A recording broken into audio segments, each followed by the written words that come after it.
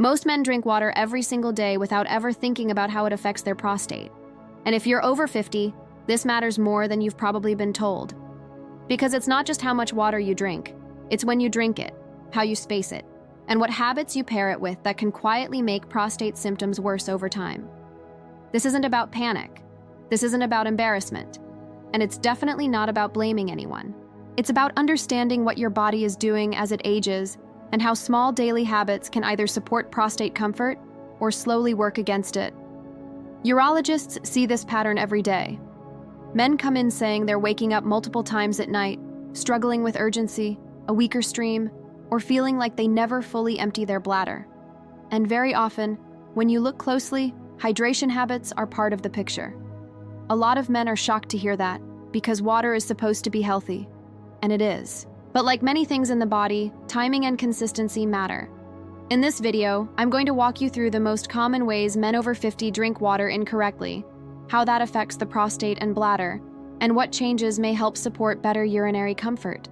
And the last point is one most men never expect. Let's start with something extremely common. Many men try to catch up on water later in the day. They don't drink much in the morning. Maybe they're busy. Maybe they don't feel thirsty. Then afternoon comes, or evening, and they suddenly start drinking large amounts of water all at once. From a prostate and bladder perspective, this creates a problem.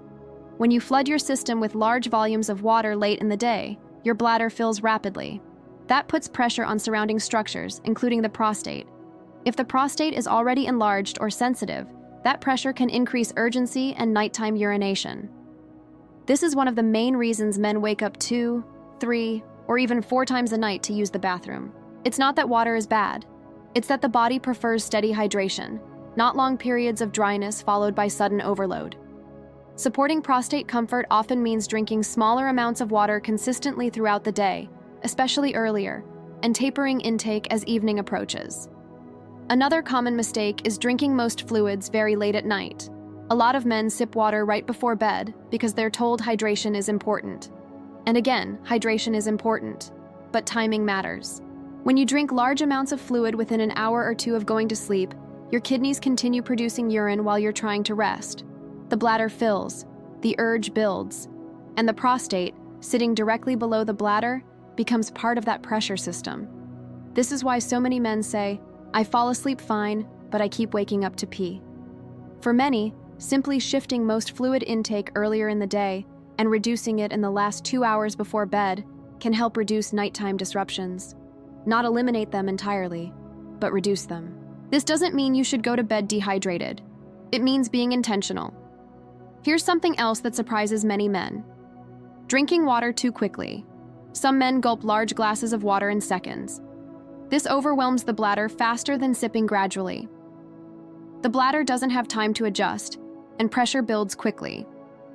Slow, steady sipping allows the body to absorb fluid more efficiently and reduces sudden bladder stretching. This is especially important for men with prostate enlargement, where the flow of urine may already be restricted. Another issue involves what men drink along with water. Caffeine is a big one. Many men drink coffee, tea, or energy drinks first thing in the morning, before any plain water. Caffeine is a diuretic and a bladder irritant. It increases urine production and can make urgency worse, especially when consumed on an empty stomach.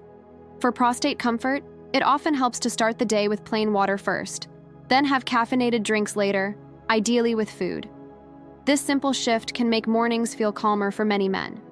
Now let's talk about something most men never connect to water habits: dehydration. Some men intentionally drink less water because they're afraid of frequent urination. This is understandable. No one enjoys constantly running to the bathroom. But chronic dehydration can actually make urinary symptoms worse. When urine becomes concentrated, it can irritate the bladder lining. This irritation can increase urgency and discomfort, even though you're drinking less. So paradoxically, not drinking enough water can worsen the very symptoms men are trying to avoid. Supporting prostate and bladder health often means finding the balance between adequate hydration and proper timing. Here's where most men get confused, because the internet is full of extreme advice. Some sources say drink as much water as possible. Others say restrict fluids heavily. Neither extreme is ideal. The body prefers rhythm and consistency. A useful way to think about hydration is pressure management. You want to keep the bladder comfortably active, not overstretched and not irritated. That usually means spreading water intake evenly from morning through afternoon, then easing off in the evening. Another overlooked factor is salt and processed foods.